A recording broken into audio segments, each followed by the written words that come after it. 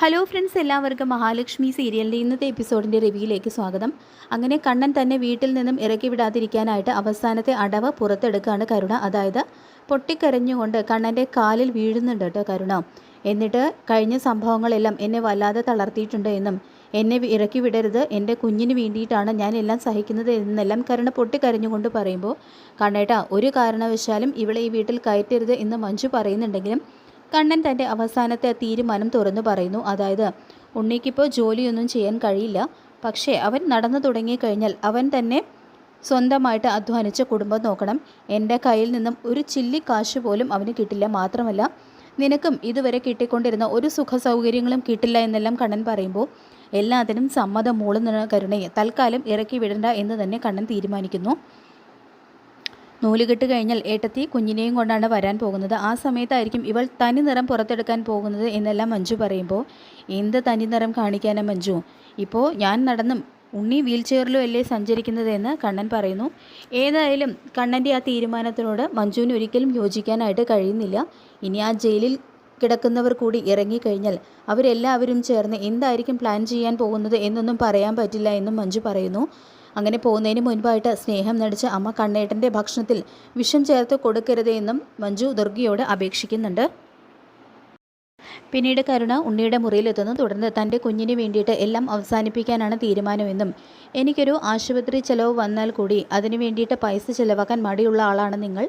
ഇനിയെങ്കിലും ഞാൻ മാറിയില്ലെങ്കിൽ എൻ്റെ കുഞ്ഞിനെ എനിക്ക് നന്നായിട്ട് വളർത്താൻ കഴിയില്ല. മാത്രമല്ല അച്ഛൻ്റെ നഷ്ടപരിഹാരം, അപകടത്തിന് നഷ്ടപരിഹാരം കൊടുക്കാൻ വേണ്ടിയിട്ട് അച്ഛൻ്റെ സ്വത്തുക്കൾ മാത്രമല്ല ചിലപ്പോൾ മുത്തശ്ശിയുടെ വീടും ആഭരണങ്ങളൊക്കെ വിൽക്കേണ്ടി വരുമെന്ന് പറയുമ്പോൾ, നിൻ്റെ ഈ മാറ്റം വെറും അഭിനയമാണെങ്കിൽ എൻ്റെ എല്ലാ സപ്പോർട്ടും ഉണ്ടാകും, പക്ഷേ നീ സീരിയസ് ആണെങ്കിൽ ഞാൻ അതിനെ എതിർക്കുമെന്നെല്ലാം ഉണ്ണി പറയുമ്പോൾ, ഞാൻ സീരിയസ് തന്നെയാണെന്നും ഇനി എനിക്ക് ഇവിടുത്തെ പണികളൊന്നും ചെയ്യാനായിട്ട് ഒരു മടിയുമില്ല എന്നും തൻ്റെ ഉറച്ച തീരുമാനം കരുണ ഉണ്ണിയോട് തുറന്നു പറയുന്നു. പിന്നീട് പ്രതാപനും വാമനും റിമാൻഡ് കാലാവധി കഴിഞ്ഞ് ജയിലിൽ നിന്ന് പുറത്തേക്ക് ഇറങ്ങുന്നു. കണ്ണൻ്റെ കാല് പിടിച്ചിട്ടായാലും വേണ്ടില്ല, സ്വത്തുക്കളൊക്കെ വിറ്റിട്ടായാലും വേണ്ടില്ല, ഇനി ജയിലിൽ കിടക്കാൻ വയ്യ എന്ന് തന്നെ അവർ പരസ്പരം പറയുന്നു. ഇതിനിടയിൽ തൻ്റെ മോള് ലക്ഷ്മിയെ പിടിച്ച് തള്ളിയതാണ് കണ്ണനെ പ്രകോപിപ്പിച്ചതെന്നും അതുകൊണ്ടാണ് അവൻ കേസിന് പോയതെന്നെല്ലാം വാമൻ പറയുമ്പോൾ, അതൊന്നുമല്ല, കണ്ണൻ്റെ അച്ഛൻ്റേത് കൊലപാതകമാണെന്ന് അറിഞ്ഞതോടുകൂടിയാണ് അവൻ കേസ് കൊടുത്തതെന്ന് പ്രതാപനും പറയുന്നു. അങ്ങനെ അവർ പോകുന്ന വഴിയിൽ കണ്ണനെ കൊല്ലാൻ വേണ്ടിയിട്ട് ജയിലിൽ കിടക്കുന്ന സമയത്ത് പോലും വാമൻ പരമനെ ഉണ്ണിക്ക് പരിചയപ്പെടുത്തി കൊടുത്തു. അപ്പോൾ അതിനുവേണ്ടി വാമനും മാത്രമല്ല കണ്ണൻ്റെ അച്ഛനെ ലോറി ഇടിപ്പിച്ച് കൊന്നതിന് പ്രതാപനും നല്ല തിരിച്ചടി കൊടുക്കാൻ വേണ്ടിയിട്ട് മാർക്കോയും ലോപ്പസും വഴിയിൽ കാത്തു നിൽക്കുന്നു. ഞങ്ങൾ ചെയ്തതിനൊക്കെ കോടതി ഞങ്ങൾക്ക് ശിക്ഷ തന്നു എന്നെല്ലാം പ്രതാപനും വാമനും പറയുന്നുണ്ടെങ്കിലും ഇനി എൻ്റെ കോടതിയിൽ ഞാൻ നിങ്ങൾക്കുള്ള ശിക്ഷ വിധിക്കുമെന്നും തുടർന്ന് രണ്ടുപേരെയും വണ്ടിയിൽ കയറ്റാനായിട്ട് ലോപ്പസിനോട് പറയുന്നുണ്ട് കേട്ടോ മാർക്കോ. തുടർന്ന് മാർക്കോയും അവരുടെ പുറകെ പോകുന്നുണ്ട്. തുടർന്ന് ഉണ്ണിക്ക് ബുദ്ധി ഉപദേശിച്ചു കൊടുത്തതിന് വാമൻ്റെ കരണടിച്ച് പൊട്ടിക്കുന്നുണ്ട് കേട്ടോ മാർക്കോ. അങ്ങനെ അവരെ രണ്ടുപേരെയും ഒരാളൊഴിഞ്ഞ പഴയ കെട്ടിടത്തിലേക്ക് കൊണ്ടുവരുന്നു. മാർക്കോയുടെ ശക്തി എന്താണെന്ന് പ്രതാപനും വാമനും നന്നായിട്ട് അറിയാം. അതുകൊണ്ട് തന്നെ ഞങ്ങളെ ഒന്നും ചെയ്യല്ലേ എന്നെല്ലാം പ്രതാപനും വാമനും മാർക്കോയുടെ മുന്നിൽ അപേക്ഷിക്കുന്നുണ്ടെങ്കിലും നിനക്കൊക്കെ പലതവണ മുന്നറിയിപ്പ് തന്നതാണ്. കണ്ണൻ സാറിനും മഹാലക്ഷ്മിക്കും എതിരെ എന്തെങ്കിലും ചെയ്താൽ പിന്നെ നീയൊക്കെ മുട്ടിലെഴിഞ്ഞാണ് പോകുന്നതെന്ന്. ഇപ്പോൾ നിൻ്റെ മരുമകനുണ്ടല്ലോ ആ മണ്ണുണ്ണി, അവൻ വീൽ ചെയറിലാണ്. ജയിലിൽ കിടന്നിട്ടും നിനക്കൊക്കെ മനുഷ്യരെ കൊല്ലാനുള്ള ആർത്തി ഒന്നും തീർന്നിട്ടില്ല അല്ലേടാ. ഇനി നീയൊരു കാര്യം കൂടി അറിഞ്ഞോ വാമ, എൻ്റെ ബൈക്കിലേക്ക് 110 കിലോമീറ്റർ വേഗതയിൽ കാറ് പായിച്ച് എന്നെ കൊല്ലാൻ നോക്കിയതിനാണ് കണ്ണൻ സാറ് നിൻ്റെ മോൻ്റെ തലയിൽ പാറക്കല്ലുകൊണ്ട് ഇടിച്ചത്. എത്രയൊക്കെ തിരിച്ചടി കിട്ടിയിട്ടും നിനക്ക് ഒരു മാറ്റവും ഇല്ലല്ലോ. ഇനി ലോക്കപ്പ് മർദ്ദനം ഇവിടെ തുടങ്ങുകയാണെന്ന് പറഞ്ഞുകൊണ്ട് വാമനെയും പ്രതാപനെയും ഇടിച്ച് പഞ്ചറാക്കുന്നുണ്ട് കേട്ടോ മാർക്കോയും ലോപ്പസും കൂടി. തുടർന്ന് വേദന സഹിക്കാൻ കഴിയാതെ ഇനി ഞങ്ങളെ തല്ലല്ലേ മാർക്കോ, ഞങ്ങൾ ചത്തുപോകുമെന്നെല്ലാം വാമനും പ്രതാപനും കൂടി പറയുമ്പോൾ, നീ എന്ത് പറഞ്ഞാലും ഞങ്ങളത് അനുസരിക്കാൻ തയ്യാറാണെന്നെല്ലാം അവർ പറയുമ്പോൾ, കണ്ണൻ സാറിനെയും മഹാലക്ഷ്മിയും ശല്യം ചെയ്യാതെ നീയൊക്കെ മാറി നിൽക്കണം, ഇല്ലെങ്കിൽ മേഘൻ്റെ പോലെ നീയൊക്കെ മുകളിലേക്ക് നോക്കി കിടക്കുമെന്നെല്ലാം മാർക്കോ മുന്നറിയിപ്പ് നൽകുന്നു. ഏതായാലും മാർക്കോയുടെയും ലോപ്പസിൻ്റെയും തല്ലിനെ പേടിച്ച് ഇനി കണ്ണനോ മഹാലക്ഷ്മിയെയോ ദ്രോഹിക്കില്ല എന്നും എല്ലാം നിർത്തി അടങ്ങി ഒതുങ്ങി ജീവിക്കാമെന്നും അവർ വാക്ക് നൽകുന്നു. ശേഷം മാർക്കോ അവരെ വിട്ടയക്കുന്നുണ്ട്.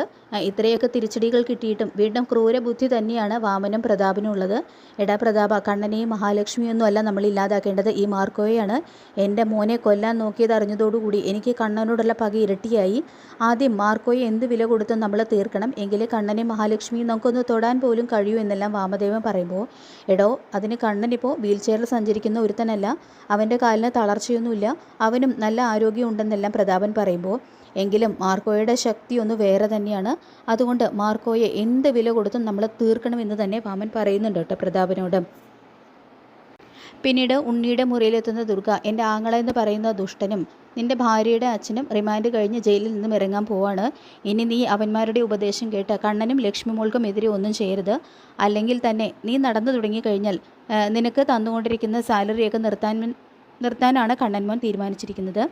നീയും എല്ലാം അവസാനിപ്പിച്ച് കണ്ണൻ മോനെയും ലക്ഷ്മി മോളെയും ആത്മാർത്ഥമായിട്ട് സ്നേഹിച്ചു തുടങ്ങണം എന്നെല്ലാം ദുർഗ പറയുമ്പോൾ, എനിക്കതിന് അമ്മാവനോട് ഒരു ദേഷ്യവും ഇല്ല എന്ന് ഉണ്ണി പറയുന്നത് കേട്ട് നിൻ്റെ അച്ഛൻ്റെ കൊലയാളിയോട് നിനക്ക് ദേഷ്യമില്ലേ എന്ന് ദുർഗ ചോദിക്കുന്നതും, അതിനേക്കാളും വലിയ ദുഷ്ടനാണ് എൻ്റെ അച്ഛൻ, അമ്മയ്ക്ക് വേണ്ടിയാണ് അമ്മാവൻ അച്ഛനെ കൊല്ലിച്ചത്.